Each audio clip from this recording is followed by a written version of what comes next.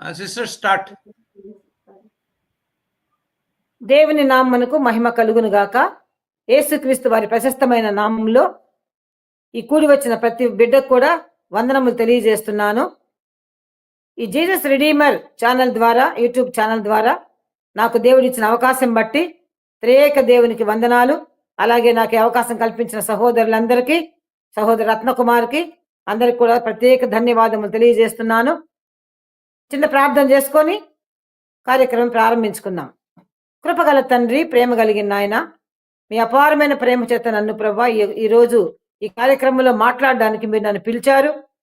ఏ యోగ్యత లేని మమ్మల్ని ప్రభా మీరు ప్రేమించి మా కొరకు ప్రాణం అర్పించి మీ కృపతో ప్రభా మమ్మల్ని భద్రపరిచి నేటి వరకు సజీవులుగా ఆరోగ్యవంతులుగా ఉంచి మీ యొక్క సేవ చేయుటకు, వాక్య పరిచయం చేయుటకు మీరు మాకు ఇచ్చినటువంటి బంగారు తరుణాన్ని బట్టి మీకు వందనాలు చెల్లించుకుంటున్నాం. ప్రభా మేము ఏం మాట్లాడవలనో నా నోటికి మాటలు మీరు అందించండి. ప్రభా ఏ యోగ్యత లేని నన్ను మీరు ఏర్పాటు చేసుకున్నందుకే మరొకసారి మీకు స్తుతులు చెల్లిస్తూ ఈ కార్యక్రమం ఆది అంతా మీరు నడిపించి మీరే మహిమ పొందుమని సమస్త ఘనతా మహిమ మీకే ఆరోపిస్తూ యేసు నామములో ప్రార్థిస్తున్నాను తండ్రి, ఆమేన్. మరొకసారి అందరికీ వందనాలు. ఒక చిన్న పాట పాడుకుందాం. అందరికీ వచ్చినటువంటి పాట దేవుని స్తుతించుడి. దేవుని స్తుతించుడి, ఎల్లప్పుడు దేవుని స్తుతించుడి. ఆ దేవుని స్తుతించుడి, ఎల్లప్పుడు దేవుని స్తుతించుడి. ఆయన పరిశుద్ధ ఆలయమందు, ఆయన సన్నిధిలో, ఆయన సన్నిధిలో ఎల్లప్పుడు దేవుని స్తుతించుడి. ఆ దేవుని స్తుతించుడి, ఎల్లప్పుడు దేవుని స్తుతించుడి. ఆయన బలమును ప్రసిద్ధి చేయు ఆకాశ విశాలమందు, ఆకాశ విశాలమందు ఎల్లప్పుడు దేవుని స్తుతించుడి. ఆ దేవుని స్తుతించుడి, ఎల్లప్పుడు దేవుని స్తుతించుడి. ఆయన పరాక్రమ కార్యమును బట్టి, ఆయన ప్రభావమును, ఆయన ప్రభావమును ఎల్లప్పుడు దేవుని స్తుతించుడి. ఆ దేవుని స్తుతించుడి, ఎల్లప్పుడు దేవుని స్తుతించుడి. భూరాధ్వనితో ఆయనను స్తుతించుడి, స్వరమండలములతో, స్వరమండలములతో ఎల్లప్పుడు దేవుని స్తుతించుడి. ఆ దేవుని స్తుతించుడి, ఎల్లప్పుడు దేవుని స్తుతించుడి. తంబురతోను నాట్యముతోను తంతి వాద్యములతో, తంతి వాద్యములతో ఎల్లప్పుడు దేవుని స్తుతించుడి. ఆ దేవుని స్తుతించుడి, ఎల్లప్పుడు దేవుని స్తుతించుడి. పరిశుద్ధ గ్రంథం నుండి ఒక వాక్యం చదువుకుందాం.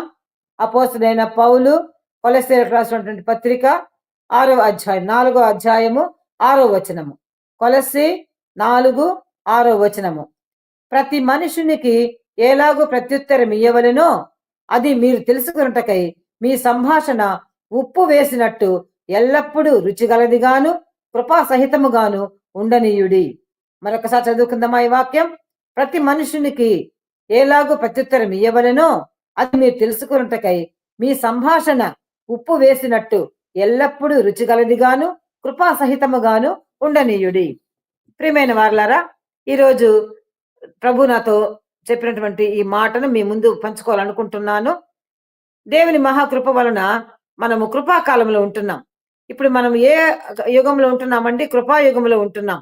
మన కొరకు రక్తము కార్చిన మన తండ్రి మనకు విమోచన అనుగ్రహించి, పరిశుద్ధాత్మ అనే ఆదరణకర్తను మనకు అనుగ్రహించి, పరలోక రాజ్యంలో తండ్రి సింహాసనము కుడిపార్శ్వమున కూర్చుండి మన కొరకు, మన రక్షణ కొరకు ఆయన ఆత్మను సంచకరువుగా ఇచ్చి, ఈ రోజు మనందరము మారు మనసు పొందాలని ఆయన బిడ్డలుగా మారాలని, పరలోక రాజ్యంలో స్వాస్థ్యము స్వతంత్రించుకోవాలని ఆయన కోరి ఉంటగా, ఇప్పుడు ఇచ్చినటువంటి ఆ కృపా కాలములో మన ప్రవర్తన ఎలాగుండాలి, మన మాటలు ఎలాగుండాలి, ప్రస్తుత భారతదేశ పరిస్థితులలో ఏ రీతిగా మత కల్లోలములు, మత తర్వాత ద్వేషులు, అంతేకాకుండా మన ఆలయములు ధ్వంసము చేయడము, ఇలాంటి పరిస్థితుల్లో మనం ఉన్నప్పుడు క్రైస్తవ బిడ్డలుగా, విశ్వాసులుగా మన కర్తవ్యం ఏంటి? ఇప్పుడు మనం ఏం చేయాలి? మనము ప్రతి ఒక్కరము వేదికలెక్కి ఉపన్యాసాలు ఇవ్వలేము. స్ట్రీట్ గాస్పెల్ చేయాలంటే కూడా చాలా కష్టంగా ఉంది. చాలా దగ్గరలా వీధుల్లో సువార్త ప్రకటించే వారిని పట్టుకొని కొట్టడము, బైబిల్ లాగి పడేయడము ఇలా జరుగుతుంది. మనం మందిరాలలో కూడుకొని చక్కగా మనం ఆరాధన జరిపించుకుంటున్నాం. మనకు ఇంతవరకు అటువంటి బాధ రాలేదు. మన ఆంధ్రప్రదేశ్‌లో, మన సౌత్ ఇండియాలో, ఇక్కడ సౌత్ ఆంధ్రాలో చాలా మటుకు అన్ని ఆలయాలు సురక్షితంగా భద్రపరచబడి ఉన్నాయి. చక్కగా వాక్య పరిచర్య జరుగుతూ ఉంది. సేవలు జరుగుతున్నాయి. అయితే వ్యక్తిగతముగా నీవు, నేను ఈ రోజుల్లో ఏం బాధ్యత వహించాలి? దేవుని కొరకు ఏం చేయాలి? మనం ఏం చేయగలము? ఎవరికైనా మనము ఊరికే పిలిచి ఒక ₹1,00,000 ఇవ్వగలమా? సహాయం చేయగలమా? లేక వారికి ఉన్నటువంటి సమస్యలను మనం తీర్చగలమా? మనం చేయగలిగింది దేవుని ప్రేమను పంచడము, దేవుని మాటలు చెప్పడము. చూడండి, సంభాషణ ఉప్పు వేసినట్టు ఉండాలని అపోస్తలుడైన పౌలు కొలస్సీ పత్రిక ఎందుకు రాస్తున్నాడంటే, కొన్ని మాటలు కొంతమందిని గాయపరుస్తాయి. కొన్ని మాటలు కొంతమందిని ఆదరణ కలిగిస్తాయి. కొన్ని మాటలు కొంతమందికి చిరాకు కలిగిస్తాయి. కొన్ని మాటలు కొంతమందికి ద్వేషాన్ని కలిగిస్తాయి. మనం మాట్లాడేటటువంటి మాటలు ఎదుటి వారికి ఏ విధంగా వాళ్ళు తీసుకుంటున్నారు, ఇది మనం ఈరోజు తలంచుకోవాల్సిన కాన్సెప్ట్. ఎందుకు అంటే, మనకున్న కృపాకాలంలో సాధ్యమైనంత వరకు మన విశ్వాస జీవితంలో మనము నెమ్మది కలిగి, సమాధానం కలిగి, మన మాటలు ఎదుటి వారిని ప్రభావితం చేసే విధంగా ఉండాలి. ముఖ్యంగా ఎవరి ఒక్క ఆత్మనైనా మనం దేవుని సన్నిధికి పిలుచుకో రాలేనట్లయితే మన విశ్వాస జీవితంలో మనం ఫలించని వారముగా ఉంటున్నాం. దేవుడు కూడా అంజూరపు చెట్టును చూసి నువ్వు ఇంకెప్పటికీ ఫలించు అన్నాడు. ఆకులు ఉన్నప్పుడు పండ్లు ఉంటాయని వెతికి పండ్లు లేవు, అది పండ్ల కాలం కూడా కాదు, కానీ ఆకులు దండిగా ఉంటే పండ్లు ఉంటాయి. కానీ మనము ఆకులు కలిగి ఉన్నామే గాని పండ్లు కలిగిన వారముగా మనం లేమేమో దేవుని దృష్టిలో. అందుకని మనం ఏం చేయాలంటే, ఇప్పుడు మనం చేయగలిగిన సేవ ఎంత మాత్రం, అదే ప్రతి ఒక్కరికి అవకాశం రాదు. ప్రతి ఒక్కరు పాస్టర్లు కాలేము, ప్రతి ఒక్కరు ఎవాంజలిస్టులు కాలేము. కానీ మన మాటలు, మన సంభాషణ ఎదుటి వారిని ప్రభావితం చేసి తద్వారా దేవుని దగ్గర నడిపించేటట్టుగా మన ప్రయత్నం మనం చేయాలి. బైబిల్ గ్రంథంలో చక్కగా ఉప్పు వేసినట్టు రుచిగా, కృపాసహితముగా, మనము ఉప్పు రుచి ఆ రెండు అంశాలు మనం ఆలోచిస్తే ప్రియులారా, ఉప్పు లేకపోతే ఏ వంటకము కూడా పని కాదు. చూడండి, వేయాల్సిన ఇంగ్రీడియంట్స్ అన్నీ వేసి కూడా ఉప్పు ఒక్కటి మనం వేయలేదనుకోండి, ఆ వంటకం మనం తినగలమా? అది మనకు రుచిగా ఉంటుందా? ప్రపంచంలో ఎవ్వరు కూడా చేయలేరండి. ఇప్పుడు బీపీ వచ్చింది, ఉప్పు తగ్గించుకోండి, తగ్గించి తినండి అంటారు. కానీ తగ్గించి తింటే ఏమన్నా రుచి ఉంటుందా? కాకపోతే ఇంకా హెల్త్ కాన్షియస్‌లో ఏమి చేయలేక తగ్గించుకొని తింటాం బీపీ ఉండేవాళ్ళు. లేకపోతే బాగా ఉప్పేసుకొని చక్కగా రుచిగా తింటారు. ఎందుకు ఉప్పుకంత ప్రాధాన్యత? దేవుడు చెప్తున్నాడు. అది ఉప్పు ఏమి కాస్ట్‌లీ కూడా కాదు. చాలా తక్కువ. అన్ని వస్తువులతో, మన వంట సరుకులతో మనం పోల్చుకుంటే ఉప్పు చాలా తక్కువ కాస్ట్‌కి మనకు దొరుకుతుంది. కొన్ని దగ్గరలో ఫ్రీగా కూడా దొరుకుతుంది. అయితే అది ఉచితంగా వచ్చిందని దాన్ని మనం వేయకుండా పక్కన పడేస్తున్నామా? పడేస్తే మనం వంట చేయలేం కదండీ! వంట రుచిగా మనం తినలేం కదండీ! మన సంభాషణ కూడా, మన మాటలు కూడా అదే విధంగా ఉండాలని దేవుడు కోరుతున్నాడు. అందుకే పౌలు కొలస్సీ పత్రిక రాస్తూ, మీ సంభాషణ ఉప్పు వేసినట్టు రుచిగలదిగాను, కృపాసహితముగాను ఉండనీయుడి అంటాడు. బైబిల్ గ్రంథంలో నుంచి మనం కొంతమంది వ్యక్తులతో ఈరోజు వాళ్ళ వ్యక్తుల జీవితాలను మనము జ్ఞాపకం చేసుకుందాం. మాటలు ఇందాక మనం ప్రస్తావించిన రీతిగా మన మాటలు ఎదుటి వారిని ప్రభావితం చేసే విధంగా ఉండాలి. లేక ఎదుటి వారిలో సమాధానం కలిగించే విధంగా ఉండాలి. ఎదుటి వారిని సంతోషపరిచే విధంగా ఉండాలి. మన మాటలు, కొంతమంది మాట్లాడితే గంటలు తరబడి మాట్లాడుతుంటే కూడా మనకు వినబుద్ధేస్తది కదా! అబ్బా! ఎంత చక్కగా మాట్లాడుతున్నారు వీరు అని మనం అనుకుంటాం. కొంతమంది మాట్లాడుతుంటే వీళ్ళు ఎప్పుడెప్పుడు మానేసి వెళ్ళిపోతారా అని మనకు అనిపిస్తుంది. కొంతమంది మాట్లాడితే కోపం కూడా వస్తుంది. మన మాటలు ఎలా ఉండాలి? మన మాటలు ఎలా ఉండాలి? ఈ రోజుల్లో, ఇప్పుడుండే పరిస్థితుల్లో మనము ఎదుటి వారికి చికాకు కలిగించే విధంగా, కోపం కలిగించే విధంగా మనం మాట్లాడామనుకోండి, మన క్రైస్తవ జీవితము అది సఫలీకృతమైన జీవితం కాదు. కాబట్టి మన మాటలు ఏ విధంగా ఉండాలి? కొందరి మాటలు బైబిల్ గ్రంథంలో కొందరి మాటలు ఏ విధంగా ప్రభావితం చేశాయి? ఎంతమందిని ప్రభావితం చేశాయి? ఏ విధంగా పరిస్థితులు మార్చాయో మనం గమనిస్తామా? మొట్టమొదటగా 2వ రాజుల గ్రంథంలోకి వెళ్దాం. 5వ అధ్యాయము 3వ వచనంలో ఒక ఇజ్రాయేలు చిన్నది చెప్పినటువంటి మాటను మనం గమనిస్తాం. చూడండి, వీళ్ళు ఇజ్రాయేలు వారినందరిని చెరగొని తీసుకెళ్లారు. సిరియా దేశానికి తీసుకెళ్లారు. సిరియా దేశానికి ఆ రోజు సైన్యాధిపతి ఎవరంట? నయమాను. ఆయన ఒక కుష్ఠరోగి. ఆ కుష్ఠరోగి ఇంట్లో ఆయన భార్యకి పరిచారం చేయడానికి ఒక చిన్నదాన్ని తీసుకొచ్చారు. ఇజ్రాయెల్ దేశం నుండి ఒక చిన్నదాన్ని తీసుకొచ్చారు. ఆ చిన్నది ఆ యజమానురాలికి సేవ చేస్తూ చేస్తూ తన యజమానుడికున్న కుష్ఠరోగాన్ని గురించి ఆ బిడ్డకి తెలుసు. చిన్నది అంటే చాలా మన వయసు లెక్కేసుకుంటే 12, 13 సంవత్సరాలు ఉండొచ్చు బహుశా. ఆ వయసు పాప ఆమెకి యజమానురాలికి సేవ చేస్తూ ఆమె వాళ్ళ బాధ గమనిస్తూ ఉంది. ఒక దేశానికి సైన్యాధిపతి. చూడండి, మిలిటరీలో ఇప్పుడు మిలిటరీకి సెలక్షన్స్‌కి వెళ్తా ఉంటారు. ఆర్మీ సెలక్షన్స్‌కి వెళ్తుంటారు. ఏదైనా శారీరక లోపం ఉంటే ఆర్మీలో చేర్చుకుంటారా అండి?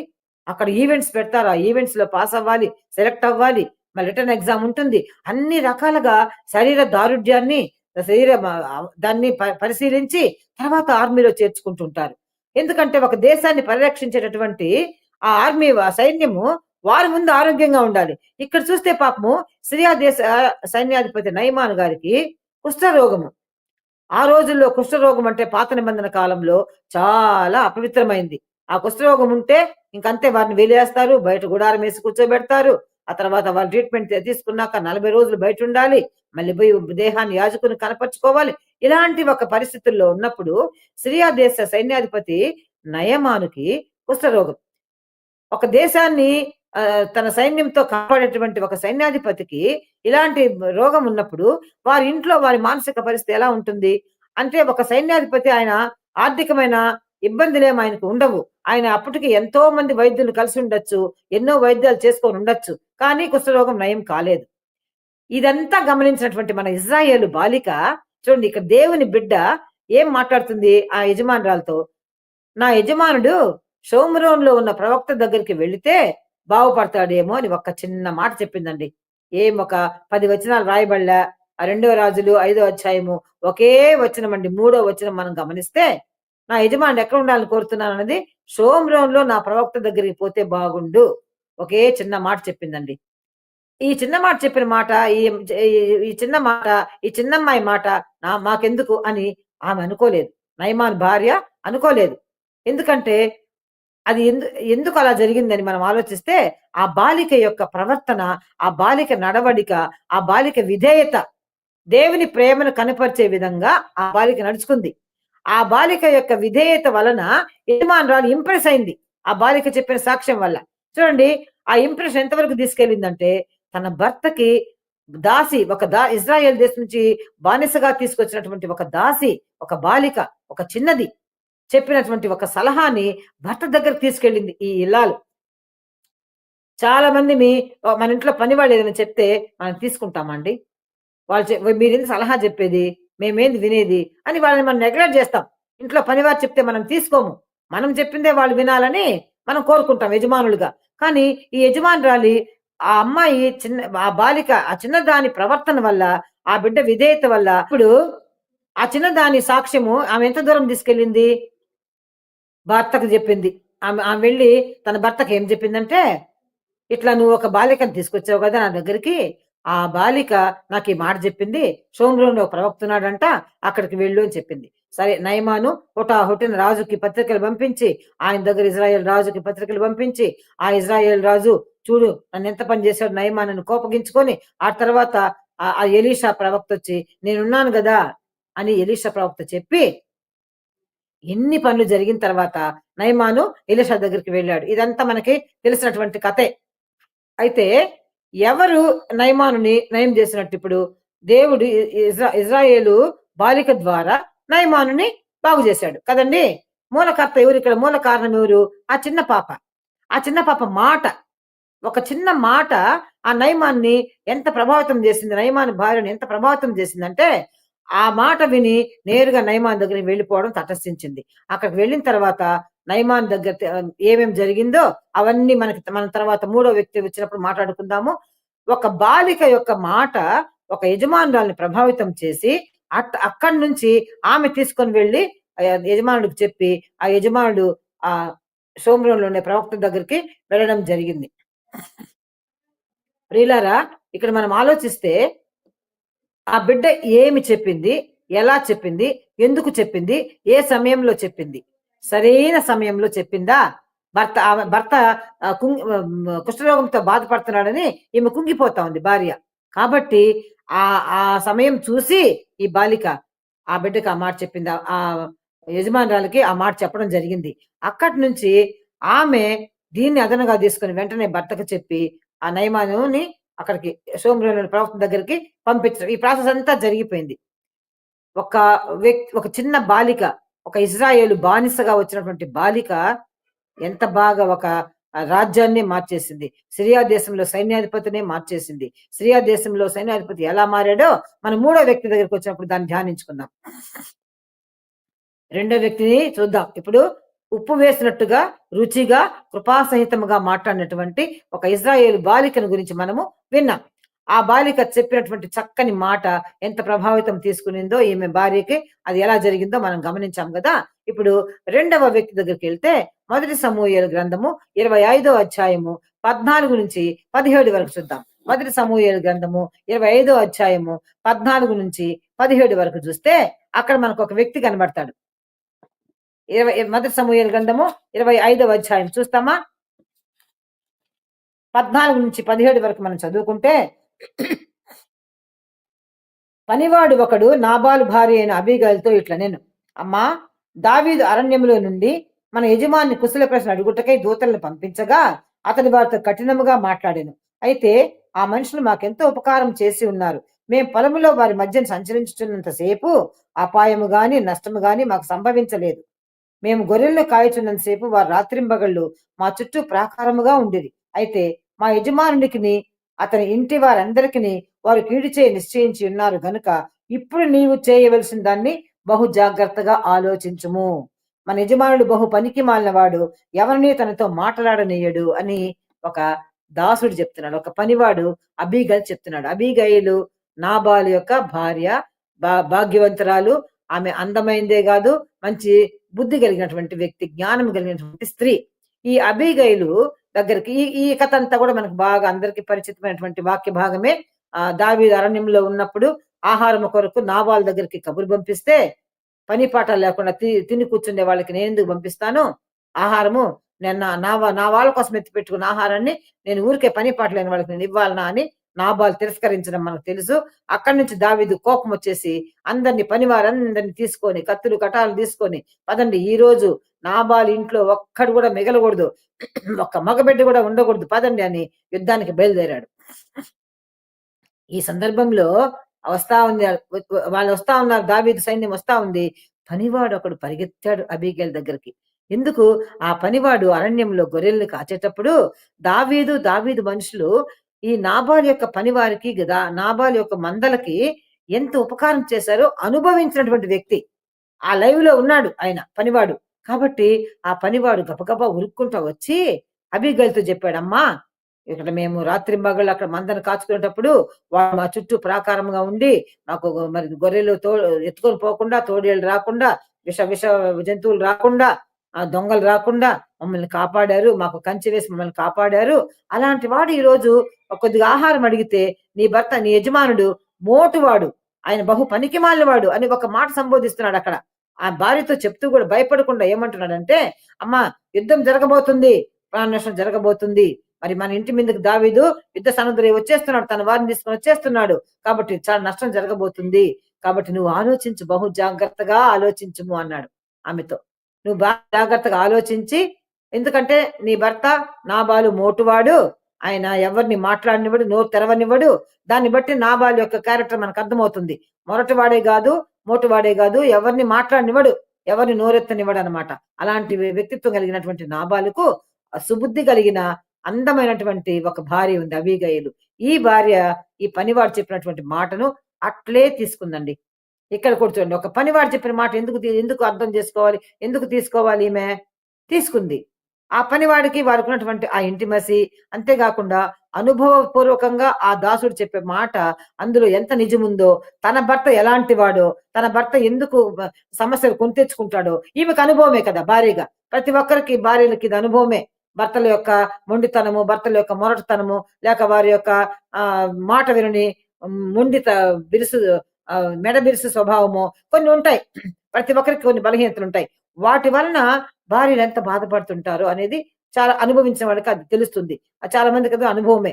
అలాగే భార్యల పెంకితనము, భార్యల మొండితనము, భార్యల మాట వినకపోవడము, భార్యలు తిరగబడ్డము, ఈ గుణాలన్నీ కొంతమంది భార్యలకుంటే ఆ భర్తలు కూడా కష్టపడుతూ ఉంటారు.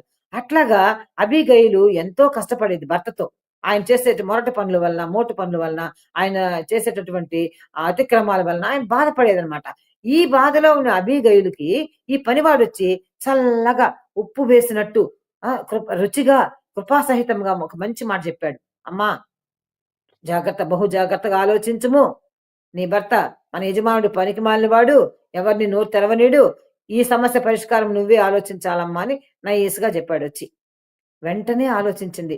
వెంటనే ఆలోచించింది అబీగయీల్. ఇంకేం ఆహ్, ఎక్కువ సేపు టైం తీసుకోలేదు. టక అని అంతా దావీదు మహారాజుకి ఏమేమి కావాలో అన్నీ సప్లై చేసుకుంది. గాడిదల మీద ఎక్కించుకునింది, తీసుకునింది. ఏం చెప్పలే. భర్తతో మంచిగా అని చెప్పలే, చెడ్డగా అని చెప్పలే. భర్త హాయిగా విందులు, వినోదాల్లో పాల్గొంటా ఉన్నాడు. ఆయన ఆయన పనుల్లో ఆయనున్నాడు. పరిగెత్తి దావీదు దగ్గరికి వెళ్ళింది. ఎంత చక్కగా ఒక పనివాడి మాట తీసుకుంది. ఆ పనివాడు ఎంత చక్కగా ఒక మంచి మాట చెప్పాడండి. ఏం చెప్పాడండి? "అమ్మా! బహు జాగ్రత్తగా ఆలోచించుము. ఇదో ఇట్లా జరిగింది మాకు. అడవిలో ఉన్నప్పుడు ఈ విధంగా జరిగింది. జాగ్రత్తగా ఆలోచించు తల్లి" అన్నాడు. జాగ్రత్తగా ఆలోచించింది ఈ అబీగయీలు. రాబోయే యుద్ధాన్ని ఆపింది.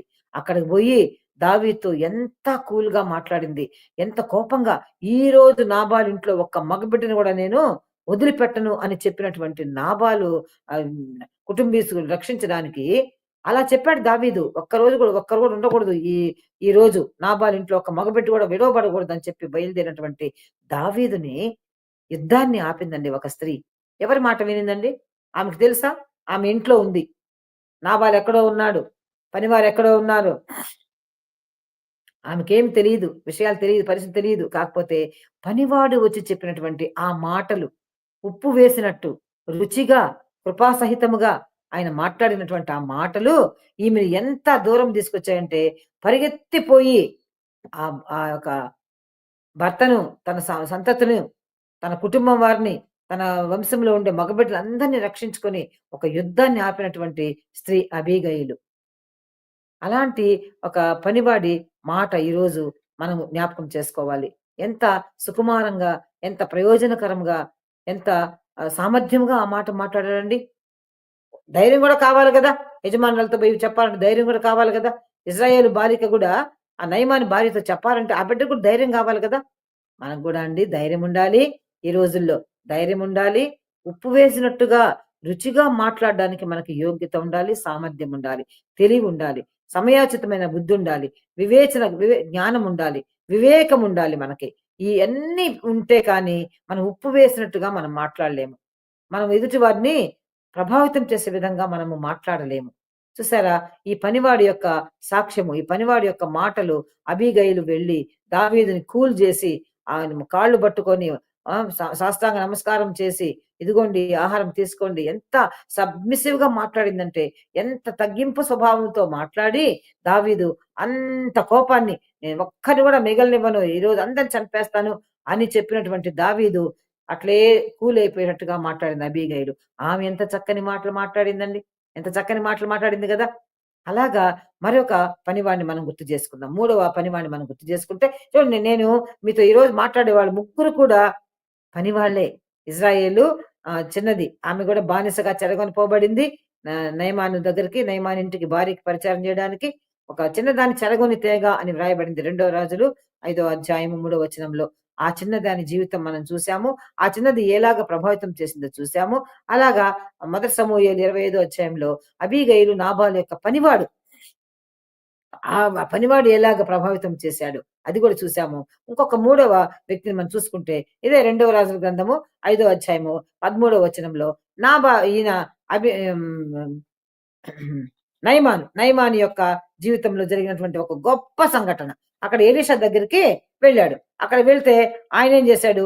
యొర్దాను నదిలో పోయి స్నానం చేయన్నాడు. ఇది ఇంకా చాలా ఇదిగా ఉంటది మనకి చదువుతుంటే అసలు ఏం అర్థం కాదు ఏందిరా అని. అక్కడ చూస్తే రెండవ రాజులు 5వ అధ్యాయంలో మనం చూస్తే ఒకసారి మనం చూద్దాం బైబిల్ గ్రంథం తీసుకొని రెండవ రాజులు 5వ అధ్యాయంలో 13వ వచనం మనం చూస్తే, అయితే అతని దాసులలో ఒకడు వచ్చి, నాయనా ఆ ప్రవక్త ఏదైనా ఒక గొప్ప కార్యం చేయమని నియమించినడలా నీవు చేయకుందువా? అయితే స్నానం చేసి శుద్ధుడు కమ్మని మాట దానికంటే మేలు కాదా అని చెప్పినప్పుడు, ఇక చూడండి ఎంత బాగా చెప్పాడు ఈ పనివాడు. దీనికి ముందు ఏం జరిగిందో మనం ఒకసారి పునర్విమర్శ చేసుకుందాం. నయమాను వెళ్ళాడు, ఎలీషా దగ్గరికి వెళ్ళాడు. ఆయన ఏం చెప్పాడు? పోయి యొర్దాను నదిలో స్నానం చేయన్నాడు. ఈయన కోపం వచ్చేసింది. రౌద్రుడై అని రాయబడింది బైబిల్లో. ఎందుకంత రౌద్రం వచ్చిందంటే, మాకు ఆ నది ఉంది, ఈ నది ఉంది, యూఫ్రటీస్ నది ఉంది, ఫరా నది ఉంది. అక్కడ నదులు కూడా చెప్పాడు. ఇక్కడ చూడండి, దమస్కు నదులైన అబానా, పర్పరు ఉన్నాయి కదా, మాకు అలాంటి నదులు ఉన్నాయి కదా మా దేశంలో. దానికన్నా యోర్దాన్ ఏమైనా పెద్ద గొప్ప నదా? అది ఒక కాలు మా చీలిపోతా ఉంటుంది. అది పెద్ద నదా? అందులో నీళ్ళు అంత పవిత్రమా? నేను పోయి మా నదిలో మునగతాను కదా, అబానా నదిలో మునుగుంటాను కదా నేను. అలాంటి శ్రేష్టమైన నదిని వదిలిపెట్టేసి ఈ ప్రవక్త ఏంది నన్నొచ్చి, నువ్వు కుష్ఠరోగం ఎక్కడుందో నన్నొచ్చి నా శరీరాన్ని తాకి ఇదిగో స్వస్థుడైపో అని చెప్పేస్తే బాగుండు కదా. అట్ట చెప్పకుండా ఈయన పోయి నన్ను నదిలో మునగమన్నాడే, నాకు అవసరం లేదని రౌద్రంగా కోపంగా రథం తిప్పుకొని గుర్రాలను తిప్పుకొని వెళ్ళిపోతా ఉన్నాడు. అప్పుడు ఈ పనివాడన్నాడు నైస్గా, ఇప్పుడు ఈ పనివాడి సంభాషణ కూడా ఉప్పు వేసినట్టు రుచిగా కృపాసహితంగా ఉంది. ఏమన్నా నాయనా, ఆ ప్రవక్త ఇంకేదైనా గొప్ప కార్యం చేయమంటే నువ్వు చేయవా? ఎందుకు అన్నాడు ఆ మాట అంటే, దాని ఒక చరిత్రలోకి మనం వెళ్తే, ఆ రోజుల్లో కుష్ఠరోగం ఉన్నా లేక ఇంకేదైనా దీర్ఘకాలిక వ్యాధి ఉన్నా ఏం చేసేవాళ్ళంటే ఆ గుళ్ళు దగ్గరికి వెళ్ళి బళ్ళు అర్పించేవాళ్ళు. అక్కడ అందరికి ఫ్రీగా భోజనాలు పెట్టి, ఇప్పుడు మనం అంటున్నాం కదా అన్నదానం అంటున్నాం కదా, అట్లాగా అప్పుడు ఎప్పుడో ఉండింది అది కూడా. ఆ రోజుల్లో కూడా అది అన్నదానం అంటాం అది మనం ఇప్పుడు. అప్పుడు బలులు అర్పించి అందరికి ఉచిత భోజనాలు పెట్టేవాళ్ళు, లేకపోతే దేవాలయానికి కానుకలు ఇచ్చేవాళ్ళు, బలి అర్పించే జంతువులు ఇచ్చేవాళ్ళు. అట్లా రకరకాల మొక్కుబళ్ళు చేస్తే గాని నీకు ఆరోగ్యం బాగవుతుందని చెప్పేవాళ్ళు ఆ రోజుల్లో. అట్లా ఈయన ఎన్నో దగ్గరలకు వెళ్ళి అన్ని చేసేసి వచ్చేసినాడు. ఇంక ఏ పనికి రాలేదనమాట ఆయన. కానీ ఇంకే వైద్యాలు కూడా ఆయన పనిచేయలేదు. అలాంటి సమయంలో ఈ ఇజ్రాయేల్ బాలిక చెప్పిన దాని వల్ల ఎలీషా దగ్గరికి వెళ్ళడం జరిగింది. ఈ ఎలీషా నదిలో మునగమని చెప్పిన దాని వల్ల ఈయన కోపం వచ్చింది. నన్ను ఇన్ని ప్రయత్నాలు చేసి అయిపోయి ఆఖరికి నేను ఏదో ఆ బాలిక చెప్పిందని నేను వస్తే ఈయన నన్ను తాకకుండా నన్ను ముట్టకుండానే దూరం నుంచే ఆడపో ఎడబో స్నానం చేయబో అన్నాడు అని బాగా కోపం వచ్చింది పాపం నయమానికి. అప్పుడు ఈ పనివాడు అన్నాడు, నాయన ఆ ప్రవక్త ఇంకేదైనా చేయమని ఉంటే నిన్ను పోయి బలర్పించు, 100 గొర్రె పొట్టేళ్ళు అర్పించు, లేకపోతే 1000 మందికి భోజనం పెట్టు అని చెప్తే నువ్వు చేయవా? ఇది ఏముంది, దానికన్నా ఇది చాలా మేలు కదా. నదిలో మునగమండం చిన్న మాటే కదా, అది నీకేం కష్టం కాదు కదా. ఎంత చక్కగా చెప్పాడండి. ఎదుటి వారిని మనసు కరిగించే విధంగా, ఎదుటి వారి మనసు ఆహ్లాదపడే విధంగా, ఎదుటి వారి మనసు ఒప్పుకునే విధంగా, అంగీకారం అయ్యే విధంగా. కొన్నిసార్లు గంటలు మనం మాట్లాడితే కూడా ఎదుటి వారిని మనం కన్విన్స్ చేయలేం. ఏదైనా ఒక సమస్యలో ఉన్నవారు, లేకపోతే ఏదైనా బాధలో ఉండేవారు, లేకపోతే ఒక మొండి పట్టుదల మీద పట్టున కుందేటి మూడే కాళ్ళు అనేది వాళ్ళ దగ్గరికి పోయి ఒక 2 గంటలు మనం మాట్లాడి చూద్దాము. ఏం ప్రయోజనం లేదండి. అస్సలు వినరు. వారు చెప్పినటువంటి సిద్ధాంతాన్ని వారు నమ్ముతారు. మనం చెప్పిన మాటలు అంగీకరించరు. మనకు కంఠశోష తప్ప ఇంకేం లేదు. అలాగే ఈయన గంటలు ఏమైనా మాట్లాడాడా? ఈ పనివాడు బైబిల్‌లో ఆ మాట రాయబడింది. ఆయన నయమాను యొక్క పనివాడు. ఏం చెప్పాడు నాయన, ఆ ప్రవక్త ఏదైనా మంచి పని చేయమంటే నువ్వు చేయవా? ఎందుకు? దానికన్నా ఇది శ్రేష్టమైన పని గదా. పోయి మునుగు నదిలో మునుగు అని చెప్తే ఎంత చక్కగా ఆ నయమాను అప్పుడు రౌద్రముడై వెళ్ళిపోతున్న నయమాను సప్ అని అలా తగ్గిపోయింది. కూల్ అయిపోయాడు. అబీగయీలు పోయి మాట్లాడితే దావీదు ఎలా నెమ్మదిగా కూల్ అయిపోయాడు, సమాధాన పడిపోయాడో అదే విధంగా ఈ యొక్క నయమాను యొక్క పనివాడు ఆ మాట చెప్పినప్పుడు ఆయన గూడా మెల్లగా అవును ఆలోచించాడు. నిజమే కదా ఆయన చెప్పింది అని ఆలోచించి ఈయన మాటలు, పనివాని మాటలు ఆయన్ని ఆలోచింపజేసిందండి. మన మాటలు ఎంతమందిని ఆలోచింపజేస్తున్నాయి ఈరోజు? నువ్వు నేను మాట్లాడితే మన మాటలు ఎంతమంది ఆలోచిస్తున్నారు? అవును గదా! ఆమె జెప్పింది నిజమే గదా! ఆయన జెప్పింది నిజమే గదా! అని ఎవరైనా మనల్ని గురించి, మన మాటల గురించి ఆలోచిస్తున్నారా అంటే, అది మనల్ని మనమే ఆత్మవిమర్శ చేసుకోవాలి ప్రియమైన వారలారా. మన మాటలు ఎంతమందిని ఆలోచింపజేస్తున్నాయి? మన మాటలు ఎంతమందిని ప్రభావితం చేస్తున్నాయి? ఆలోచించుకుందాం. ఒక పనివాడు చెప్పిన మాట ఒక నయమాను కోపాన్ని అలాగే తగ్గిచ్చేసింది. వెళ్ళాడు. అప్పుడు వెళ్ళాడు. అప్పుడు వెళ్ళి యోర్దాను నీటిలో మునిగితే 7 సార్లు, అది కూడా 7 సార్లు మునగమన్నాడు ఎలీషా. 7 సార్లు మునిగితే పసిపిల్ల దేహం వల్లే స్వస్థపడిపోయాడు గదా నయమాను. అంత అద్భుత కార్యము. అప్పటికి ఎన్ని ట్రీట్‌మెంట్‌లు తీసుకొనుంటాడాయన. ఎంత డబ్బు ఖర్చు పెట్టుకొనుంటాడో చూసారా? అంత ఒక చక్కని మహిమకరముగా, దేవునికి మహిమకరముగా ఆ కార్యం జరిగింది కదండీ! ఆ తర్వాత చూస్తే ఆయన దేశానికే సాక్ష్యం చెప్పాడు. యెహోవాయే గొప్ప దేవుడు. ఆయనంతటి వాడు లేడు అని ఎలీషా దగ్గరికొచ్చి అడుగుతున్నాడు. కానుకలు తీసుకోమంటాడు. ఎలీషా కానుకలు తీసుకోడు. అప్పుడంటాడు, నాకు 2 కంచర గాడిదలు మోసేంత మన్ను నాకిప్పించకూడదా?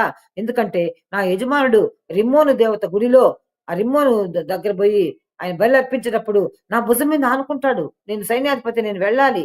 అప్పుడు ఆ పాపం నా మీదకి రానియొద్దు. ఆ దోషం నా మీదకి రానియొద్దు. 2 కంచర గాడిదలు మోసే మన్ను నాకిస్తే దాన్ని తీసుకుపోయి అక్కడ నేను ఒక బలిపీఠం కట్టుకొని నా యెహోవా దేవునికి నేను బలర్పించుకుంటాను. నా యెహోవా దేవుని నేను ఆరాధించుకుంటాను అని మన్ను గూడా మోసుకుపోయినటువంటి విధానం మనం అక్కడ చూస్తాం. ఆ 2వ రాజులు 5వ అధ్యాయంలో. నయమాను స్వస్థుడై అవ్వడమే కాకుండా దేశానికంతటికి గూడా యెహోవాయే గొప్ప దేవుడని చాటి చెప్పాడు. ఇది ఎవరి వల్ల జరిగింది? ఎవరి ద్వారా దేవుడు ఈ కార్యం చేశాడండి? దేవుడు కూడా కొంతమంది ద్వారా కొన్ని కార్యాలు జరిగిస్తూ ఉంటాడు. ఈ నయమానుకి స్వస్థపడి ఆ దేశంలో, సిరియా దేశంలో యెహోవాయే దేవుడు అని చాటి చెప్పడానికి మూలకర్తలు ఎవరండి? ఆమె భార్యకి పని జేయడానికి తీసుకొనొచ్చినటువంటి ఒక చిన్నది ఇజ్రాయేలు బాలిక, ఆ తర్వాత ఈ పనివాడు. వీరిద్దరి మాటల ద్వారా నయమాను స్వస్థుడైనాడు. యెహోవాయే దేవుడని నమ్మాడు. ఆయన కుటుంబం అంతా దేవుని వైపుకు తిరిగింది. ఎంతో మందిని ఆ దేశంలో నయమాను కూడా దేవుని వైపుకు తిప్పడాన్ని మనము చరిత్రలో గమనిస్తాం. చూసారా? ఇలాగా అబీగయీలు తర్వాత నాబాలు చనిపోయిన తర్వాత 10 దినాలు నాబాలు విందులు వినోదాలు తేలుతూ ఉంటే ఆ దావీదు యుద్ధాన్ని ఆపేసి అబీగయీలు చూశాడు. అబీగయీలు యొక్క సంస్కారం చూశాడు. ఆమె ఏ రీతిగా ప్రవర్తించింది చూశాడు. నాబాలు చనిపోయిన తర్వాత అబీగయీలు తన భార్యగా స్వీకరించాడు. ఒక తెలివైన సుబుద్ధి కలిగినటువంటి ఒక స్త్రీ ఎవరి మాట వినిందండి? ఒక పనివాడి మాట విని ఆమె తన యుద్ధాన్ని, తన వంశానికొచ్చేటటువంటి ఆ యొక్క జరగబోయే గొప్ప ఆ యొక్క యుద్ధాన్ని ఆమె ఆపి, తర్వాత ఒక నా హృదయానుసారుడు అని అనిపించుకున్న దావీదుకు ఆమె భార్యగా వెళ్ళింది. దీని వెనకాల ఎవరున్నారంటే ఒక పనివాడున్నాడు. ఆ పనివాడి మాటలున్నాయి. ఇక్కడ మెయిన్‌గా నేను మీకు స్ట్రెస్ చేసి చెప్పబోయేదేంటంటే మాటలు, మన సంభాషణ ఉప్పు వేసినట్లు రుచిగా, కృపాసహితముగా. ఇశ్రాయేలు చిన్నది అలాగే మాట్లాడింది. నయమాను సేవకుడు అలాగే మాట్లాడాడు. నాబాలు యొక్క పనివాడు, అబీగయీలు పనివాడు కూడా అలాగే మాట్లాడాడు. చూసారా? ఇలా మాట్లాడినటువంటి ఆ మాటలు రాజ్యాలనే మార్చేసినాయి. పరిస్థితులనే మార్చేసినాయి. తలకిందులు చేసేసినాయి. జీవితాన్ని తలకిందులు అబీగయీలు జీవితం ఏమైందండి? దావీదుకు భార్య అయిపోయింది. అలాగా మంచి మాటలు మనం మాట్లాడేవారుగా మనం జీవించాలి. అయితే కొన్నిసార్లు సంభాషణలు వ్యతిరేక దిశలో వెళ్తుంటాయి. మన సంభాషణలు వ్యతిరేక దిశలో వెళ్తుంటాయి. ఇప్పుడు ఆహ్, ఆదాము, హవ్వ బాగా సంచరిస్తున్నారు. ఏదెన్ తోటలో సంచరిస్తూ ఉన్నారు. హవ్వకి, సాతానుకి మంచి సంభాషణ జరిగిందా అండి? ఇది నిజమా? ఇది నిజమా? అని అడిగింది. స స సాతాను సర్పం రూపంలో వచ్చి. ఆ చెట్ల పழాలు నువ్వు తినకూడదా? అవును. అది తింటే చనిపోతానంట. ఏం చెప్తుంది? మంచి సంభాషణ జరిగిందా వాళ్ళిద్దరి మధ్య? అదేమన్నా ఉప్పు వేసినట్టు రుచిగా ఉండిందా ఆ సంభాషణ? అది ఎంతవరకు దారితీసిందంటే, లోక పాపానికి దారితీసినటువంటి సంభాషణ జరిగింది. ఎవరెవరికి? ఆహ్, హవ్వకి, సర్పానికి, సాతానుకి. అలాగా పరిస్థితులు మార్చేసేటటువంటి సంభాషణలు మన జీవితంలో ఉండకూడదని ఈరోజు ఈ ఉదయ కాలంలో మీతో నేను జ్ఞాపకం చేస్తున్నాను. మన సంభాషణ ఉప్పు వేసినట్టు రుచిగానే ఉండాలే గాని కారం వేసినట్టు లేకపోతే చేదు వేసినట్టు ఉండకూడదు. ఈ యొక్క సర్పము హవ్వకి జరిగినటువంటి సంభాషణ ఉప్పు వేసినట్లుందా? లేదు. అది ఇంకా చేదు, కారం వేసినట్లుగా ఆ రుచి వచ్చింది. ఆ జీవితాలు కూడా ఆ రుచిలోకి మారిపోయినాయి. చేదులోకి, కారంలోకి మారిపోయి వారు లోక పాపమునకు వాళ్ళు మూలకర్తలైన అనే విషయం మనందరికీ తెలుసు. అలా కయీను, హేబెలు సంభాషణ గూడా అలా మంచిగా ఉందా? ఉప్పు వేసినట్టుందా? కయీను సంభాషణ, కయీను మాటలు ప్రథమ అర్పణలర్పించారు అన్నదమ్ములిద్దరూ. కానీ వాళ్ళిద్దరి మధ్య మధ్య జరిగిన సంభాషణ ఉప్పు వేసినట్లుందా?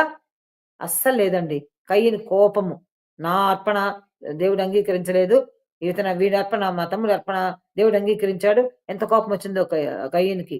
ఆ కోపంతో హత్య చేసేటంత కోపమొచ్చింది. హత్య కూడా చేసేసినాడు. మొట్టమొదటి హత్య చేసేసినాడు. హతుడైన వాడు పాపం హేబెలు, హంతకుడు కయీను. ఆ తర్వాత పరిణామం ఏమైంది? ఆయన దేశదిమ్మరయ్యి ముద్రేసి మరి దేవుడు దేశదిమ్మరిగా చేసేసినాడు కయీనుని. వారిద్దరి మధ్య జరిగిన సంభాషణ ఉప్పు వేసినట్టుగా లేదండి. వేరే కారము, చేదేసినట్లుగా ఉంది. భయంకరమైనటువంటి పరిణామాలు వారి జీవితాల్లో వారికి జరిగినట్టుగా మనం చూస్తా ఉన్నాం. అందుకే మన సంభాషణ ఎలా ఉండాలంట? ఉప్పు వేసినట్లుగా రుచిగా ఉండాలని కోరుతున్నాడు. అలాగే మనం చూస్తే అబ్షాలోముకి, దావీదుకి సంభాషణ జరిగింది. అది కూడా మంచి సంభాషణ కాదు. అదే దావీదుకి, యోనాతానుకి జరిగింది. ఎంత మంచి సంభాషణ.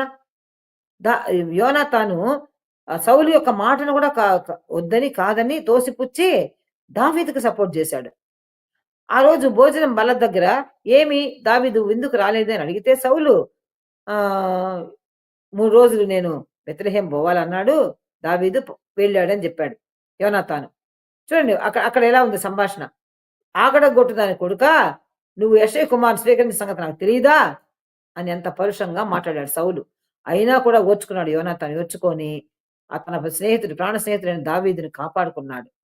దావీదు యోనాతానుకి మంచి సంభాషణ. ఇగో నిన్ను మనిద్దరికున్న స్నేహాన్ని బట్టి నిన్ను నేను రక్షిస్తాను. ఎంత బాగా తండ్రిని కూడా విరోధం చేసుకొని యోనాతాను దావీదుని రక్షించాడు. అబ్షాలోము అలాగే తన తండ్రి గురించి, తన సైన్యానికి, దావీదు అలాగే తన కుమారుడు గురించి తన ప్రజలతో మాట్లాడడం. ప్రతి ఒక్క సంభాషణ కూడా బైబిల్‌లోని ప్రతి సంభాషణ కూడా మనకొక పాఠం నేర్పిస్తుంది. అది మంచి సంభాషణ, అది చెడు సంభాషణ. అది ఉప్పు వేసినట్టు మాట్లాడే సంభాషణ, లేక వేరే రకంగా పరిస్థితిని మార్చే సంభాషణ. చాలా సంభాషణలు మనం బైబిల్‌లో చూస్తామండి. అన్నీ మనం ధ్యానించలేము గానీ, కొద్ది కొద్దిగా ఇప్పుడు 2 రాజులు 5:3లో ఆ ఇజ్రాయేల్ బాలిక చెప్పినటువంటి మాట ఎంత సంతోషకరమైనటువంటి మాట. ఎలాగా ఆ దేశాన్నే, ఆ సిరియా దేశంలో సైన్యాధిపతి నయమాన్ని ఎలా మార్చేసిందో, ఆయన ఎలాగ యెహోవా దేవునికి బిడ్డ అయినాడో, ఎలాగ యెహోవా దేవుడిని ఆయన మొక్కినాడో, ఇవన్నీ ఆ బిడ్డ చేసిన సంభాషణ ద్వారా మనం తెలుసుకున్నాం. అట్లా చూస్తే అబీగయీలు యొక్క పనివాడు, నాబాలు యొక్క పనివాడు ఏమి మాట్లాడి అబీగయీల్ ద్వారా యుద్ధం ఆపించాడు? ఆ సంభాషణ ఎలా ఉంది? అలాగే ఆ పనివాడు నయమాను యొక్క రథంలో కూర్చొని పోయే పనివాడు, నాయనా ఒక్క మాట విను, ప్రవక్త చెప్పిన మాట విను. నిన్నేమైనా మంచి పని చేయమంటే నువ్వు చేయవా? దానికన్నా ఇది మేలు గదా! వెళ్ళు స్నానం చేయని ఒక్క చిన్న మాట చెప్తే, ఆ మాటతో పోయి నయమాను స్వస్థపడి, ఆ మాట ఎంత ప్రభావితం చూపించిందండి. ఈ ముగ్గురి మాటలు చూడండి ఎంత ప్రభావితం చూపించాయి తమ యజమానుల దగ్గర. ప్రభావితం చూపించిన దానివల్ల ఏమైంది? జీవితం ఎంతగానో వాళ్ళ జీవితాలు మారిపోయినాయి. స్వస్థత పడ్డమే గాదు, దేవుని తెలుసుకున్నారు. యెహోవా దేవుణ్ణి, నిజమైన దేవుడు ఈయన తప్ప దేవుడెవరు లేరు అని సాక్ష్యమిచ్చారు. అబీగయీల్ అయితే దేవుని కుటుంబంలోకి లెక్కించబడిపోయింది. దావీదుకి భార్య అయిపోయింది. నయమాను జీవితము 3 పువ్వులు 6 కాయలుగా వర్ధిల్లిపోయింది. యెహోవా దేవునికి బిడ్డ అయిపోయినాడాయన. ఆ తర్వాత ఆయన ఊరికే ఉంటాడా? ఆయన నమ్మింది ఊరికే ఉంటాడా? మనము చక్కగా దేవుని నమ్మిన తర్వాత మనం ఊరుకుండగలమా? ఊరుకుండలేకనే కదా మనము ఈ మీరు సర్వలోకానికి వెళ్లి సర్వ సృష్టికి సువార్త ప్రకటించండనే ఆ మాట, ఆ యొక్క గ్రేట్ కమిషన్ ఏమైతే చెప్పాడో దేవుడు ఆఖరిలో ఆయన పరలోకానికి ఆరోహణమయ్యేటప్పుడు, ఆ మాట తీసుకునే కదా ఇప్పుడు మనం అందరికి ఇలాగ ఈ విధంగా సువార్త ప్రకటిస్తా ఉన్నాము. లేకపోతే మనకి ఏముందండి బాధ్యత? మన ఉద్యోగాలు మనం చేసుకుంటా, మన పనులు మనం చేసుకుంటా, కుటుంబాలు చూసుకుంటా మనం కామ్‌గా ఉండొచ్చు గదా! కానీ ఎందుకు ఉండలేకపోతున్నాం మనము? దేవుని ప్రేమను అనుభవించాము. రుచి చూసాము. ఆ రుచి చూసిన ప్రేమని ఇతరులకు పంచకుండా మనం ఉండలేము. ఒక స్త్రీ ఒక చక్కని వంటకం, కొత్త వంటకం చేసిందనుకోండి, ఏం చేస్తుంది? సంతోషంగా అందరికి రుచి చూపిస్తుంది దాన్ని. ఇదిగో నేను ఈ వంట చేశాను. ఆ రుచి తను అనుభవించింది కాబట్టి తను తిని చూసి, అబ్బా! చాలా బావుంది రుచి. ఇంకొకరికి నేను షేర్ చేస్తానంటది. దేవుని ప్రేమను మనం షేర్ చేయాలని మన సంకల్పం మనకు లేదా? ఉంది కాబట్టే కదా మనము భారతదేశంలో గాని ఎంత ప్రయాస పడుతున్నాం. దేవుని ప్రేమను గురించి చెప్పడానికి ఎన్నెన్ని విధాలుగా మనం ప్రయత్నిస్తున్నాం. ఈ టీవీ పరిచర్య అయితేనేమి, మరి వీధిలో స్ట్రీట్ గాస్పెల్ అయితేనేమి, సభలైతేనేమి, మందిరాల్లో మాట్లాడడం అయితేనేమి, గృహ కూడికలైతేనేమి, గృహ సందర్శనాలైతేనేమి, ఏదో ఒక రకంగా దేవుని ప్రేమను వెల్లడిపరచడానికే మనం ప్రయత్నిస్తాం. పరుగులెత్తుతున్నాం. ఆ దేవుని ఆజ్ఞ వలన. ఇదిగో మీరు ఉచితంగా పొందారు, ఉచితంగా ఇవ్వండి అని గూడా దేవుడు మనకు చెప్పాడు. కాబట్టి మనం ఉచితంగా మనం పొందుకున్నాం ఈ పరిశుద్ధాత్మ శక్తిని, మరి దేవుని యొక్క వాక్యాన్ని ఉచితంగా మనం ఇవ్వడానికి ప్రయత్నిస్తాం. ఆ ఇవ్వడంలో కూడా మరి ముఖ్యంగా మరి ఇంకొక మాట మీకు గుర్తు చేయాలనుకుంటే, మన వ్యక్తిగత జీవితమే ఒక సాక్ష్యంగా ఉండాలండి ఎదుటి వారికి. మన మాటలు ఏ విధంగా ఎదుటి వారిని ప్రభావితం చేస్తాయో, అలాగా మన జీవితాలు కూడా ప్రభావితం చేయాలి మనల్ని. చాలా మంది మనము సాక్ష్యాలు చెప్పుకుంటుంటాం. సాక్ష్యాలు చెప్పడం చాలా మంచిది. నేను గూడా దాన్ని ఒప్పుకుంటాను. ఎందుకంటే వాళ్ళ జీవితంలో జరిగిన గొప్ప కార్యాలు తప్పకుండా సాక్ష్యము చెప్పాలి. అయితే మనం చెప్పే సాక్ష్యం కన్నా మన ప్రవర్తన, మన మాటలు, మన నడవడిక ఎదుటి వారికి ఏ ఏ విధంగా ఉండాలంటే సాక్షికరంగా ఉండాలి. మన వ్యక్తిగత జీవితమే మనకొక సాక్ష్యంగా ఉండాలి. మనము మన ప్రవర్తన వేరే విధంగా ఉండి, మనం దేవుని వాక్యం చెప్పామనుకోండి, ఎవరైనా వింటారా? వాళ్ళు చెప్పేదంతా అలా చెప్తారు. వాళ్ళు ఆచరించరు. పరిసయ్యులు, శాస్త్రుల్ని దేవుడు యేసు ప్రభువు చెప్పిన విధంగా వాళ్ళు చెప్పుదురే గాని చేయరు. మనం కూడా శాస్త్రులుగా అయిపోతాం. మనము దేవుని చేత ఏర్పాటు చేసుకున్న బిడ్డలము, ప్రత్యేకించబడిన బిడ్డలము. మన ప్రవర్తన ఎలా ఉండాలంటే, మన మాట, మన నడవడి, మన మన యొక్క జీవిత విధానము ఎదుటి వారిని ప్రభావితం చేసే విధంగా ఉండాలి. మన మాటలే ప్రభావితం కాదండి. మన చేష్టలు కూడా ఎదుటి వారిని ప్రభావితం చేసే విధంగా ఉండాలి. మనం రకరకాల వ్యాపకాలలో ఉండి, మనం రకరకాల అలవాట్లలో ఉండి, మేము క్రైస్తవులము, మేము విశ్వాసులము అని దేవుని వాక్యం చెప్తే ఎవరైనా వింటారా? ముందు మీ మీ ప్రవర్తన చూసుకోండి. మళ్ళీ మాకు చెప్పండి అంటారు. జనులు చాలా తెలివి మీరిపోయినారు. ఈ ఈ టీవీలలో డిబేట్‌లు అవి ఇవి చూస్తుంటే భయమేస్తుంది. ఒకరొకరు డిబేట్‌లు చేసుకుంటూ ఉంటారు. యేసుప్రభువుని గురించి, మరి ముస్లిమ్స్ వారి వారి దేవుని గురించి, హిందువులు వారి దేవుని గురించి ఆ డిబేట్‌లు సాగిపోతా ఉన్నాయి. ఒకరొకరు ఈ మధ్య భయంకరంగా ఉంది మీడియాలో. ఇవన్నీ మనకు అవసరం లేదసలు. మన వ్యక్తిగత జీవితాన్ని ఎదుటి వారికి సాక్షికరంగా ఉంచితే చాలంతే. మనం ఎంత వేదికలేకి ఉపన్యాసాలు ఇయ్యాల్సిన అవసరం లేదు. మన జీవితమే ఒక సాక్ష్యము. మన జీవితమే ఒక ప్రభావితం చేసే జీవితంగా ఉండాలి. ప్రియమైన వారలారా, ఈ ముగ్గురు బిడ్డల్ని మనం జ్ఞాపకం చేసుకున్నప్పుడు, మరి మనకు ఇంకొక వ్యక్తి కూడా గుర్తు రావాలి. జక్కయ్య. జక్కయ్య జీవితాన్ని మనం ఆలోచిస్తే, యేసు ఎవరో అని చూడగోరాడంతే. ఇంకేం లేదు. చూడగోరెను. లూకాసు వార్త 19 అధ్యాయంలో ఒక 10 వచనాలలో ఆయన జీవితం అంతా మనకు కనబడతా ఉంది. యేసు ఎవరో అని చూడగోరాడు కానీ పొట్టివాడైనందున మేడి చెట్టు ఎక్కాడు. నేను ఈ దేవుని కృపలో ఇజ్రాయెల్ దేశానికి వెళ్ళినప్పుడు, ఆ మేడి చెట్టు చూస్తే నాకు ఆశ్చర్యమేసింది. ఇంత చిన్న చెట్టా? అది ఏదో మేడి చెట్టు చాలా పెద్ద చెట్టు అనుకుంటే, లేదు ఇది చాలా చిన్న చెట్టే. పెద్ద పెద్ద చెట్టు మహావృక్షమేం కాదండి. అంటే ఇంకా ఎంత పొట్టివాడో జక్కయ్య పాపం. అందుకని ఆ చెట్టు ఎక్కాడాయన. చెట్టెక్కాడు ఓకే. కానీ యేసు ప్రభువుకి, జక్కయ్యకి జరిగిన సంభాషణ చూడండి. "జక్కయ్య త్వరగా దిగుము. నేడు నేను నీ ఇంట ఉండవలసి ఉన్నది" చెప్పాడు. చెప్పినప్పుడు జక్కయ్య జీవితము ఆ మాట ఒక్క మాట ఎంత ప్రభావితం చేసి ఏం చెప్పాడండి జక్కయ్య? "అవును ప్రభా! ఇదిగో ప్రభా! ఇద్దో నా ఆస్తంతా నేను బీదలకిచ్చేస్తున్నా. నేను ఎవని యొద్దనైనా నేను అన్యాయంగా తీసుకుంటే వాళ్ళకి నాలుగంతలిచ్చేస్తా. సగం బీదలకిచ్చేస్తా.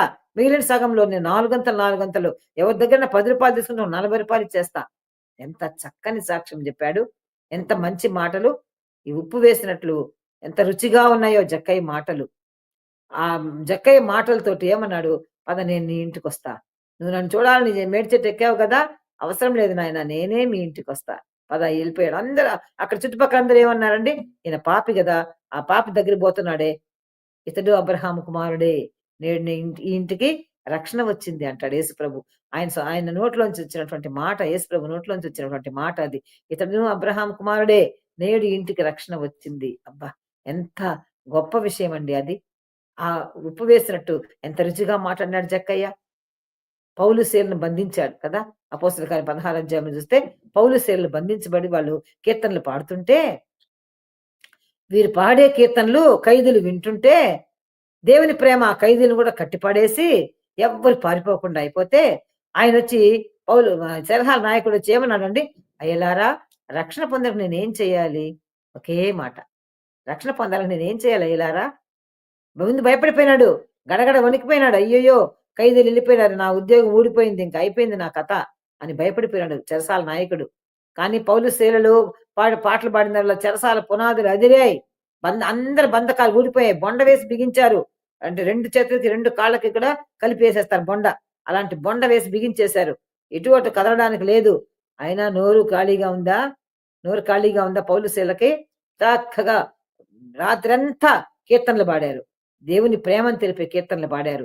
ఆ ప్రేమ ఖైదీలందరిని కట్టి పడేసింది. ఎవ్వరు కదలలేదు. ఆ ఖైదీలందరూ కూడా దేవుణ్ణి తెలుసుకున్నారు. దేవుణ్ణి నమ్ముకున్నారు. అయితే భయపడిపోయినాడు. చెరసాల నాయకుడు వచ్చి దీపం దెమ్మని చెప్పి గడగడ వణుకుతా వచ్చాడు. ఎవరైనా పారిపోయినారా? ఉన్నారా? ఇంక పారిపోతే ఇంక నా బతుకింతే. నా ఉద్యోగం ఊడిపోయిందని భయపడిపోయి వచ్చేసినాడు. వస్తే ప్రియులారా ఏమైంది? ఒక్కరు కూడా పారిపోయారు. ఏమన్నారు పౌలు శీల? "నువ్వేం భయపడొద్దు నాయనా. ఇక్కడ ఏం జరగలేదు. ఎవ్వరు పారిపోలేదు. ఎంత నిర్భయంగా ఉండు" అని చెప్పినప్పుడు ఒకే మాట అన్నాడు ఆయన. "అయ్యలారా రక్షణ పొంద నేనేం చెయ్యాలి? ఇప్పుడు నా కర్తవ్యం ఏంటి?" అని అడిగాడండి. అడిగినప్పుడు వెంటనే మళ్ళీ వాళ్ళ గాయాలు కూడా కడిగాడాయన. ఏ చేత్తో కొట్టారో, ఏ చేతులతో హింసించారో ఆ చేతులతోనే గాయాలు కడిగి వాళ్ళకన్ని ఉపచారం చేసి, వాళ్ళకి ఆహారం పెట్టి ఇంటికి తీసుకెళ్తే, ఆ రాత్రి కుటుంబం అంతా బాప్తిస్మం తీసుకున్నారు. దేవునిలోకొచ్చారు. అన్యులు ఈ విధంగా మారిపోయి దేవునిలోకొస్తున్నారు. దేవుని బిడ్డల యొక్క మాటల వల్ల, దేవుని బిడ్డల యొక్క ప్రవర్తనల వల్ల, దేవుని బిడ్డల యొక్క నడవడిక వల్ల. మన నడవడిక ఈరోజు ఎలా ఉంది? మనము దేవునికి ఇష్టమైన బిడ్డలుగా జీవించాలనే ప్రయత్నంలో ఏ వైపు మనం అడుగులేస్తున్నాం? ఏ వైపు మనము అడుగులేస్తున్నాం? బాగా మనం ఆత్మవిమర్శ చేసుకుందామండి.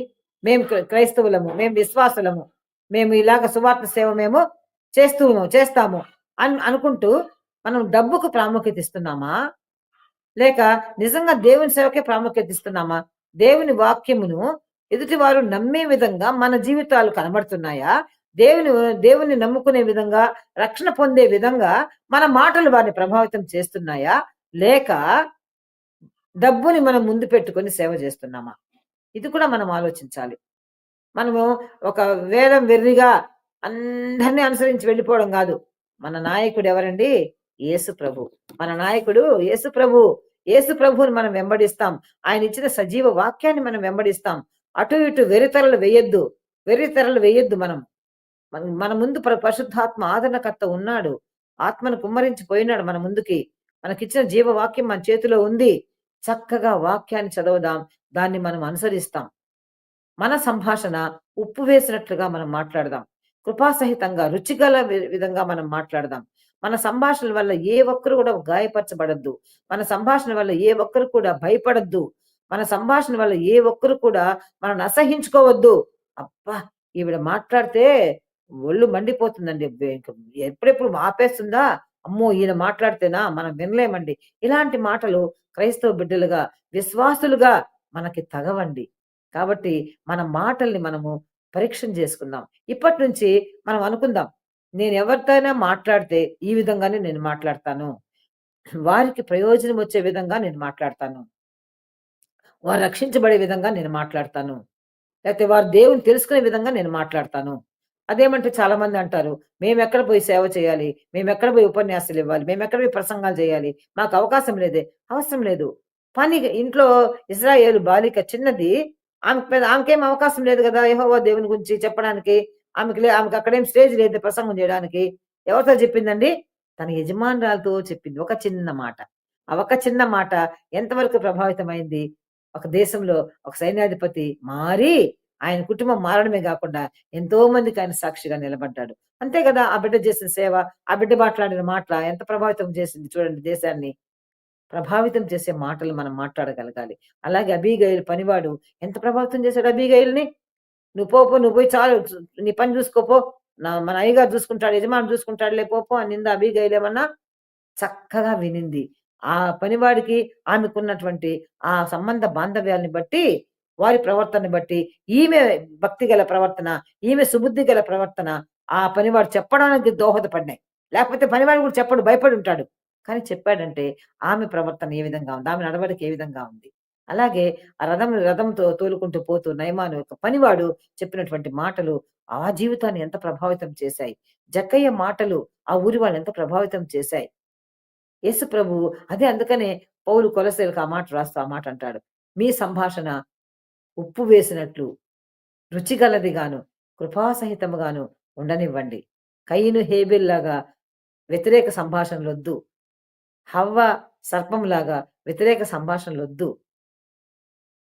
యోనాతాను, సౌలు వలె వ్యతిరేక సంభాషణలు వద్దు. దావీదు, యోనాతాను వలె మంచి సంభాషణలు మాట్లాడుకోండి. ఇలాగా చాలా మంది మన అననీయ, సప్ఫీరా గూడా వారు గూడా ఇంటి దగ్గర ఏం సంభాషించుకొనొచ్చారండి డబ్బులు? ఇదిగో ఇంతకే అమ్మామని చెప్తాం. ఇద్దరు కూడబలుక్కొని ఒక చెడు సంభాషణ జరిగింది వాళ్ళ భార్యాభర్తల మధ్యలో. పర్యవసానం ఏమైందండి పర్యవసానం? ఇద్దరు అక్కడికక్కడే పడి ప్రాణాలు విడిచారు. మన సంభాషణలు, భార్యాభర్తల సంభాషణలు, ఇంట్లో ఉన్నవారి రక్త సంబంధుల సంభాషణలు, బయట స్నేహితులకి మనకి జరిగే సంభాషణలు, మన సంభాషణ ఉప్పు వేసినట్టు రుచిగా ఉండాలి. అని ఈ ఉదయకాల సమయంలో మిమ్మల్ని నేను ప్రార్థిస్తున్నాను. మిమ్మల్ని నేను మీకు మనవి చేస్తున్నాను. మన సంభాషణ ఎదుటి వారిని ప్రభావితం చేసే విధంగా, ఎదుటి వారిని మార్చే విధంగా, ఎదుటి వారి కష్టాల నుంచి వారికి ఉపశమనం కలిగించే విధంగా ఎవరైనా చనిపోయి ఉంటే, ఆ చనిపోయిన ఇండ్లకు బోయి మనం నవ్వుతామా? మనం అక్కడ పోయి గేలి చేస్తామా? వారితో పాటు మనం ఏడుస్తాం. వారిని మనం ఓదార్చడానికి ప్రయత్నిస్తాం. అది ఒక ఒక వివాహం జరిగే ఇంటికి బోయి, అక్కడ పోయి మనం ఏడుస్తా కూర్చుంటామా? ఎందుకు? సందర్భానుసారంగా ప్రవర్తించడం మనకు బాగా తెలుసు కదా! ఈ సందర్భంలో ఇది చేయాలి. బాధపడే వాళ్ళతో మనం బాధపడాలి. ఏడ్చే వాళ్ళతో ఏడవాలి. నవ్వే వాళ్ళతో నవ్వాలి. ఇవన్నీ మనకు బాగా తెలిసినప్పుడు, మన వ్యక్తిగత ప్రవర్తన ఏ విధంగా ఉంటే సమాజానికి మనం మేలుకరంగా ఉంటాము. మన వ్యక్తిగత ప్రవర్తన ఏ విధంగా ఉంటే మనము దేవుని బిడ్డలుగా, సాక్షులుగా నిలవబడతాము. మన వ్యక్తిగత ప్రవర్తన ఎంతమందిని ప్రభావితం చేస్తుంది. మన మన విధేయత, మన నడవడిక, మన యొక్క జీవిత విధానము ఎంతమందిని ప్రభావితం చేస్తుంది అని మనం ప్రశ్నించుకోవద్దా? మనం ప్రశ్నించుకుంటేనే కదా మనం అలాంటి మాటలు మాట్లాడగలము. వ్యర్థమైన మాటలు వచింపవద్దు. ప్రార్థన చేసేటప్పుడు కూడా ఏమన్నాడు? మీరు విస్తరించి మాట్లాడడం వల్ల మీ మనవి నాకు వినబడుతుంది అనుకోవద్దండి. మీ మీరు ముందు నా నీతిని, రాజ్యమును వెతికితే మీకు కావాల్సినవన్నీ నేను అనుగ్రహిస్తా. కాబట్టి మాటలు జాగ్రత్తగా మనము మాట్లాడాలి. తర్వాత చాలా మందికి నెగెటివ్ థింకింగ్ ఎక్కువుంటదండి. ఎవ్వరైనా పోయి మంచి చెప్తే గూడా ఆ మంచంతా పక్కన పెట్టేసి, దానిలో ఒక్క తప్పును పట్టుకొని, అబ్బో! ఇట్లా అనింది. నన్నెందుకు అనింది? ఈయన నన్నెందుకు ఈ మాట అన్నాడు? 10 మాటలు చెప్పుంటాడు. ఒక్క మాట తీసుకొని దానిలోంచి నెగెటివ్ థింకింగ్ వెళ్ళిపోయేది. పాజిటివ్ థింకింగ్ ఉండదు చాలా మందికి. పాజిటివ్ థింకింగ్ లేని వారికి త్వరగా జబ్బులొస్తాయంట. అది మెడికల్ సైన్స్ చెప్తా ఉంది. ఎప్పుడు వ్యతిరేక దిశలో ఆలోచించే వాళ్ళకి స్ట్రెస్ వల్ల బీపీ, షుగరు, ఇంకా లోపల కిడ్నీస్ దెబ్బతినడము, గుండె దెబ్బతినడము ఇవన్నీ జరుగుతాయంట. నెగెటివ్ థింకింగ్ ఉండే వాళ్ళకి. ఇది నేను చెప్పే మాట గాదు. ఇది సైన్స్ చెప్తా ఉందండి. కాబట్టి ఎవరు కూడా నెగెటివ్ థింకింగ్ మనకుండకూడదు. పాజిటివ్ థింకింగ్ ఉండాలి. మన మాటలు పాజిటివ్‌గా ఉండాలి. ఎదుటి వారి ముందు మనము నెగెటివ్‌గా మాట్లాడడం అనేది మనం ఫస్ట్ మనము తీసేసుకోవాలి. యథార్థ హృదయం ఉండాలి. తర్వాత మాట. యథార్థ హృదయం ఉండాలి. మనసులో ఒకటి ఉంచుకొని పైకి ఒకటి మాట్లాడకూడదు. మనం ఏదనుకున్నా అది యథార్థంగా బయటకి చెప్పినట్లుగా మనము మాట్లాడాలి. ఇవన్నీ కూడా ఉప్పు వేసిన సంభాషణ కిందకే వస్తాయి. రుచిగల సంభాషణ కిందకే వస్తాయి. కాబట్టి నా ప్రియమైన వారలారా, ఈ మధ్యాహ్న కాల సమయంలో ఉదయకాలం నుండి మనము వాక్యంలో ఉన్నాము, విన్నాము. మనకుండే భయంకరమైన పరిస్థితుల్లో ఒక్కోసారి తలుచుకుంటే రాబోయే రోజులు ఏమైపోతామో, ఈ నేచురల్ కెలామిటీస్ చూస్తున్నాం గదా! మొన్ననే న్యూయార్క్‌లో ఎలా జరిగిందో, లాస్ ఏంజెల్స్‌లో ఎలా జరిగిందో, ఆహ్, ఆహ్, అసలు ఎడారుల్లో వర్షం వచ్చిందండి ఎప్పుడన్నా? వరదలొచ్చాయా? ఎడారంటేనే నీళ్లు లేని ప్రదేశం. అక్కడ వరదలు రావడం, అలాంటి దేశాల్లో వరదలు రావడం, అగ్ని ప్రమాదాలు, భూకంపాలు ఎంత భయంకరంగా ప్రకృతి వైపరీత్యాలు జరుగుతున్నాయి. ఇవన్నీ జరిగినప్పుడు ఏమంట? నేను గుమ్మం దగ్గరే ఉన్నానని మీరు తెలుసుకోండి అన్నాడు ప్రభువు. ఒలీవల కొండ మీద ప్రసంగం. మత్తయి సువార్త 5వ అధ్యాయంలో కొండ మీద ప్రసంగం చేసినప్పుడు మనం కొన్ని సూచనలు చదువుకున్నాం. అలాగే ఒలీవల కొండ మీద కూర్చున్నప్పుడు ఈ రాకడకు, యుగ సమాప్తికి ఏంటి సూచనలు చెప్పని శిష్యులు అడిగినప్పుడు యేసుప్రభువుని ఒక చక్కని ఒలీవల కొండ ప్రసంగం ఉందండి. ఈ మత్తయి సువార్త 5వ అధ్యాయం కొండ మీద ప్రసంగం ఎలాగుందో అంతకన్నా శ్రేష్టమైనటువంటి ఆ ఒక ఒలీవల కొండ ప్రసంగం ఉంది. దాంట్లో రాకడ సూచనలన్నీ దేవుడు చక్కగా వివరించి చెప్పున్నాడు. అవన్నీ చదవండి. ఎంత భయంకరంగున్నాయో. అవన్నీ ఇప్పుడు జరుగుతా ఉన్నాయి. అపవిత్రమైన వస్తువులు, అపవిత్రమైనటువన్నీ పవిత్రమైన దేవాలయాలు జరుగుతా ఉన్నాయి. అపవిత్రమైనటువంటి చేష్టలన్నీ దేవాలయాలు జరుగుతా ఉన్నాయి. ఇవన్నీ జరిగినప్పుడు మనం గుర్తుంచుకోవాలంట, రాకడకు సూచనలు. త్వరలో దేవుడు రెండో రాకడ రాబోతున్నాడు. దాన్ని కూడా చాలా మంది నెగెటివ్‌గా మాట్లాడతారు. ఎక్కడొస్తాడు రాకడ? ఎవరొస్తున్నారండి? మేము పుట్టినప్పటి నుంచి రాకడ, రాకడ అంటానే ఉన్నారు. మా తాతల తండ్రుల నుంచి రాకడ అంటున్నారు. ఎంతవరకు రాలేదే? ప్రతి నాలుక ఆయన స్తుతించే రోజు రావాలి. ప్రతి మోకాలు ఆయన పేరట వంగేటటువంటి దినం రావాలి. ఆయన ఏ ఒక్కరు నశించిపోకూడదని మన ప్రభువు దీర్ఘశాంతం వహిస్తుంటే, దాన్ని గూడా మనము ఇట్లా కామెంట్ జేసుకుంటాం. ఇట్లా మనము నెగెటివ్‌గా ఆలోచిస్తాం. నెగెటివ్ థింకింగ్ మనకి వద్దండి. మనం పాజిటివ్‌గా థింక్ జేస్తాం. ఏదైనా వాక్యాన్ని వక్రీకరించి చెప్పుకోవడం మనకొద్దు. వాక్యంలో ఏ విధంగా ఉందో అదే విధంగా వాక్యాన్ని చాలా మంది వక్రీకరిస్తున్నారు ఈ రోజుల్లో. వక్రీకరణ చేసే అటువంటి వాక్యం మనం వినకూడదు. మనము ఏ వాక్యంలో ఏమైతే ఉందో దాన్ని మాత్రమే వినడానికి మనం ప్రయత్నిస్తాం. అనేకమైన బైబిల్ క్విజులు జరుగుతున్నాయి. ఆ క్విజుల్లో వచ్చే ప్రశ్నలు వస్తున్నాయి. దాని జవాబులు వెతుకుతున్నాం. దానికోసం చదువుతున్నాం. బైబిల్ చదువుతున్నాం. మంచిదే. బైబిల్ జ్ఞానం సంపాదించుకుందాం. ఇంకా దేవునికి దగ్గరవ్వడానికి వాక్యం మనతో మాట్లాడుతుంది. దేవుని వాక్యం మనతో మాట్లాడుతున్నప్పుడు మనము ఎదుటి వారితో మాట్లాడే మాటలు ఎలా ఉండాలి? అందుకే పౌలు ఖచ్చితంగా వ్రాస్తున్నాడు. మీ సంభాషణ ఉప్పు వేసినట్టు, రుచికరదిగాను, కృపాసహితంగాను ఉంచుకోండి. ఎంత చక్కని మాట రాశాడో పౌలు. ఆ మాటని మనం ఈరోజు ధ్యానం చేసుకున్నాం. ఎవరెవరు ఉప్పు వేసినట్టు రుచిగా మాట్లాడారో కూడా మనము కొద్ది మందిని ధ్యానం చేసుకున్నాం. ఇంకా బైబిల్ గ్రంథంలో చాలా మంది ఉన్నారు. అలా మాట్లాడిన వాళ్ళున్నారు. వ్యతిరేకంగా మాట్లాడిన వారున్నారు. అంటే చెడు చెడు సంభాషణలు చేసిన వారున్నారు. మంచి సంభాషణ చేసిన వారున్నారు. మచ్చుకి మనం కొద్దిగా ఇద్దరు ముగ్గురు వ్యక్తులు మనం జ్ఞాపకం చేసుకున్నాము. వారి జీవితాలను మనము ఈ యొక్క మధ్యాహ్న కాల సమయంలో మరింతగా ధ్యానిస్తాం. మీరు బైబిల్ చదవండి. 2 రాజులు 5వ అధ్యాయం చదవండి. మొదటి సమూయేలు 25వ అధ్యాయం చదవండి. నేను చెప్పినవన్నీ కూడా అందులోని మాటలే. నా మాటలు గాదు.